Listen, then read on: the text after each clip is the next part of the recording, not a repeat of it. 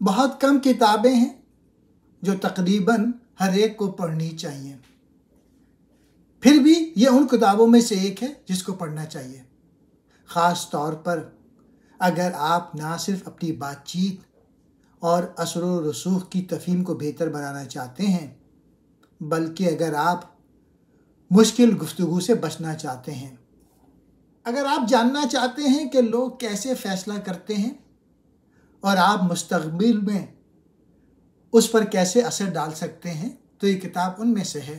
اپنے بچوں، اپنے شریک حیات کی حوصلہ افزائی کرنے کا طریقہ سیکھنا چاہتے ہیں تو یہ کتاب آپ کے لیے ہے۔ مشکل بات چیت سے بچنے کا طریقہ سیکھنا چاہتے ہیں تو یہ چیز اس کتاب میں ہے۔ کیا آپ کی زندگی میں ایسے لوگ ہیں جنہیں آپ سمجھ نہیں سکتے؟ کیا کبھی کبھی ایسا لگتا ہے کہ وہ کوئی مختلف زبان بول رہے ہیں؟ اگر آپ یہ سیکھنا چاہتے ہیں کہ کوئی دوسرا شخص کیسے سوچتا ہے تو یہ کتاب آپ کے لیے ہے۔ دوسروں کی سوچ کو متاثر کرنے کے آپ کے تجربات کیا ہیں؟ اگر آپ اپنا اثر و رسوخ بڑھانا چاہتے ہیں تو اچھی طریقے سے تحقیق شدہ ذہنوں کو بدلنے والے الفاظ کو حاصل کرنے پر غور کریں۔ حوصلہ افزائی کے سب سے دلچسپ پہلو اشتہارات میں واضح ہوتے ہیں۔ اشتہار دینے والے عام طور پر جانتے ہیں کہ لوگ یا تو کسی مقصد کو حاصل کرنے یا کسی تکلیف سے بچنے کے لیے پروڈکٹ یا سروس خریدنے کے لیے حوصلہ افزائی کرتے ہیں۔ اس تصویر کو ذہن میں رکھتے ہوئے ٹی وی اشتہارات دیکھیں۔ حوصلہ افزائی کی دو اہم قسمیں ہیں۔ لوگ یا تو فعال طور پر کام کریں گے اور شروعات کریں گے یا دوسروں کے شروع کرنے کے لیے رد عمل کا اظہار کریں گے۔ یہ کتاب زبان کی طاقت کو سمجھنے اور لوگوں پر اثر ڈالنے کے لیے اہم رہنمائی فراہم کرتی ہے۔ کتاب کا مرکزی خیال یہ ہے کہ ہر شخص کا ایک منفرد زبان کا فلٹر ہوتا ہے جو ان کے رویے، خیالات اور فیصلے پر اثر انداز ہوتا ہے۔ کتاب ان پیٹرنز کو شناخت کرنے اور ان کے مطابق زبان استعمال کرنے کی ٹیکنیک فراہم کرتی ہے۔ لوگ کیسے فیصلہ کرتے ہیں؟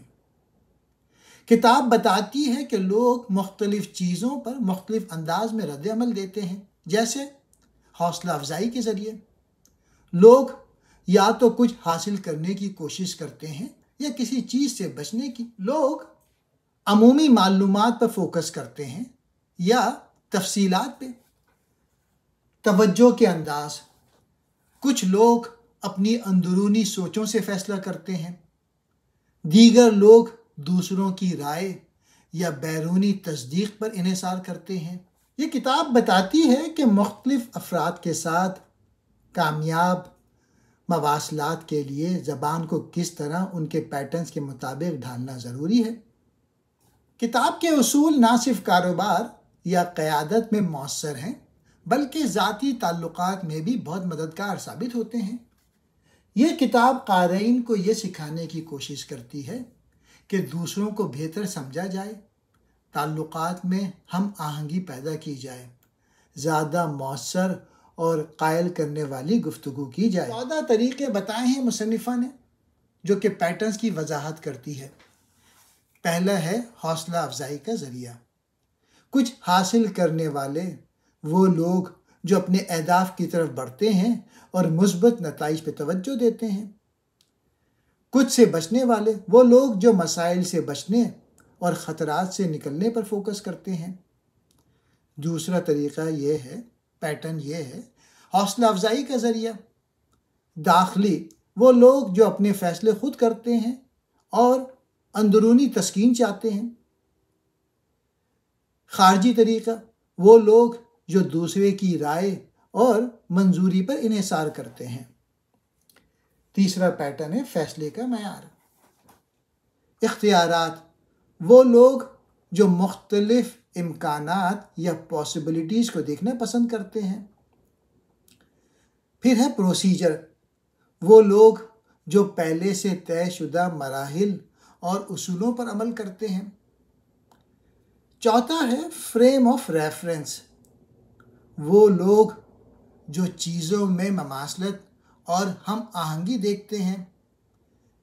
مس میچ، وہ لوگ جو فرق اور تضاد تلاش کرتے ہیں۔ پانچواں پیٹرن ہے کارروائی کا طریقہ، ایکشن پیٹرن۔ پرو ایکٹیو، وہ لوگ جو فوراً کارروائی کرتے ہیں۔ ری ایکٹیو، وہ لوگ جو پہلے سوچتے ہیں اور پھر کارروائی کرتے ہیں۔ چھٹا پیٹرن ہے معلومات کی پروسیسنگ، تفصیلات، وہ لوگ جو چھوٹے چھوٹے نکات پر توجہ دیتے ہیں۔ پھر دوسرا ہے گلوبل، وہ لوگ جو بڑی تصویر دیکھتے ہیں۔ ساتواں، لوگوں کے ساتھ رویہ، وہ لوگ جو دوسروں کے ساتھ تعلقات پہ توجہ دیتے ہیں۔ اور دوسرے وہ لوگ جو کام یا ہدف پر فوکس کرتے ہیں۔ آٹھواں پیٹرن ہے گزرے وقت کا اثر، ماضی، وہ لوگ جو اپنی یادوں اور تجربات پر فوکس کرتے ہیں۔ حال، وہ لوگ جو موجودہ لمحے میں جیتے ہیں۔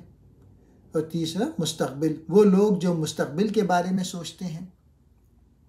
10واں پیٹرن ہے تبدیلی کے لیے مزاج، مستقل مزاجی، وہ لوگ جو چیزوں کو اسی طرح برقرار رکھنا چاہتے ہیں۔ تبدیلی، کچھ لوگ ایسے ہیں جو نئی چیزیں اور تبدیلی پسند کرتے ہیں۔ 11واں پیٹرن ہے ذمہ داری کا فریم ورک، وہ لوگ جو اپنے فیصلے کو خود کنٹرول کرتے ہیں۔ اور کچھ لوگ ایسے ہوتے ہیں جو بیرونی عوامل کو ذمہ دار سمجھتے ہیں۔ 12واں طریقہ ہے دلیل کا طریقہ، وہ لوگ جو جلدی قائل ہو جاتے ہیں۔ اور کچھ لوگ ایسے ہیں جو بار بار شواہد چاہتے ہیں۔ 13واں پیٹرن لوگوں کا جو ہوتا ہے دلچسپی کا دائرہ، عام، وہ لوگ جو بڑے خیالات اور حکمت عملی پر توجہ دیتے ہیں۔ اور ڈیٹیل، وہ لوگ جو چھوٹی چھوٹی چیزوں میں دلچسپی رکھتے ہیں۔ 14واں طریقہ ہے ماحول کے اثرات، ماحول پر توجہ، وہ لوگ جو اپنی جگہ اور حالات سے متاثر ہوتے ہیں۔ اور کچھ لوگ ایسے ہوتے ہیں جو اپنی اندرونی تحریک پر عمل کرتے ہیں، انٹرنل فوکس پہ رہتے ہیں۔ سوال یہ ہے ان پیٹرنز کا استعمال کیسے کریں؟ کسی شخص کے پیٹرن کو سمجھیں اور ان کے مطابق اپنی زبان کو ڈھالیں۔ ایسے الفاظ اور جملے استعمال کریں جو ان کی سوچ اور ترجیحات کے مطابق ہوں۔ یہ پیٹرنز کاروبار، مذاکرات اور ذاتی تعلقات میں بہت فائدہ مند ثابت ہو سکتے ہیں۔ پیٹرن سمجھنے کے بعد دوسرا کتاب کا موضوع ہے کہ لوگ کیسے فیصلہ کرتے ہیں۔ لوگ مختلف طریقوں سے فیصلہ کرتے ہیں اور ان کے فیصلہ کرنے کے انداز کو سمجھنے کے لیے مصنفہ نے اپنی کتاب میں چند اہم عوامل اور پیٹرنز کی وضاحت کی ہے۔ فیصلہ کرنے کے لیے حوصلہ افزائی، یہ لوگ اپنے اہداف، مواقع اور کامیابیوں کی طرف توجہ دیتے ہیں۔ ان کے فیصلے عموماً مثبت نتائج پر مبنی ہوتے ہیں۔ مثال، اگر میں یہ نوکری کروں تو مجھے ترقی ملے گی۔ اب کچھ لوگ بچنے والے ہوتے ہیں، یہ لوگ مسائل، خطرات اور نقصانات سے بچنے پر توجہ دیتے ہیں۔ ان کے فیصلے عموماً مشکلات سے گریز پر مبنی ہوتے ہیں۔ مثال کے طور پہ مجھے یہ نوکری لینی چاہیے تاکہ قرضوں سے بچ سکوں۔ لوگ کیسے فیصلہ کرتے ہیں؟ اس کا دوسرا طریقہ ہے تصدیق کا ذریعہ، داخلی، یہ لوگ اپنے فیصلے اپنی اندرونی سوچ اور تجربے پہ کرتے ہیں۔ وہ دوسرے کی رائے پہ کم انحصار کرتے ہیں۔ مثال کے طور پہ میں جانتا ہوں کہ یہ فیصلہ صحیح ہے۔ اب دوسرا جو طریقہ ہے فیصلہ کرنے کا خارجی ہے، ایکسٹرنل، یہ لوگ دوسرے کی رائے، منظوری یا مشورے پہ انحصار کرتے ہیں۔ انہیں بیرونی تصدیق کی ضرورت ہوتی ہے۔ مثال کے طور پہ اگر میرے دوست بھی اس کی سفارش کریں تو میں اسے خریدوں گا۔ فیصلے کا عمل، یہ لوگ مختلف امکانات اور متبادل کو دیکھتے ہیں۔ وہ فیصلہ کرنے سے پہلے زیادہ آپشنز پہ غور کرتے ہیں۔ مثال کے طور پہ میں یہاں تمام آپشنز کا جائزہ لینا چاہتا ہوں۔ یہ لوگ پہلے سے طے شدہ مراحل اور اصولوں پر عمل کرتے ہیں، وہ ایک منظم طریقے سے فیصلہ کرتے ہیں۔ مثال کے طور پہ میں پہلے کمپنی کی پالیسی دیکھوں گا پھر فیصلہ کروں گا۔ کچھ لوگ فیصلہ کرتے وقت ان کے لیے تبدیلی کا رویہ بہت امپورٹنٹ ہوتا ہے۔ تو دو قسم کے لوگ ہوتے ہیں، ایک تو مستقل مزاج ہوتے ہیں اور دوسرا تبدیلی پسند۔ جو مستقل مزاج ہوتے ہیں یہ لوگ وہی چیز پسند کرتے ہیں جو پہلے سے موجود ہوں، وہ استحکام اور روایات پر مبنی فیصلہ کرتے ہیں۔ مثال کے طور پہ ہمیں پرانے طریقے پر ہی عمل کرنا چاہیے۔ کچھ لوگ فیصلہ کرتے وقت تبدیلی پسند کرتے ہیں، یہ لوگ نئی چیزیں اور تبدیلی پسند کرتے ہیں، ان کے فیصلے جدت اور تخلیقی پہلوؤں پر مبنی ہوتے ہیں۔ مثال کے طور پہ ہمیں اس بار کچھ نیا کرنا چاہیے۔ لوگ فیصلہ کرنے میں مختلف عوامل کو مد نظر رکھتے ہیں، جیسے ان کی ترجیحات، تجربات اور حوصلہ افزائی کا طریقہ۔ ان پیٹرنز کو سمجھ کر آپ مؤثر بات چیت کر سکتے ہیں اور دوسروں کے خیالات پر بہتر طریقے سے اثر ڈال سکتے ہیں۔ آپ کا تیسرا موضوع ہے توجہ کے انداز۔ توجہ کے انداز لوگوں کو سوچنے اور دنیا کو سمجھنے کے طریقوں کو ظاہر کرتے ہیں۔ یہ اس بات کا تعین کرتے ہیں کہ کوئی شخص اپنی توجہ کہاں مرکوز کرتا ہے اور کس قسم کی معلومات کو ترجیح دیتا ہے۔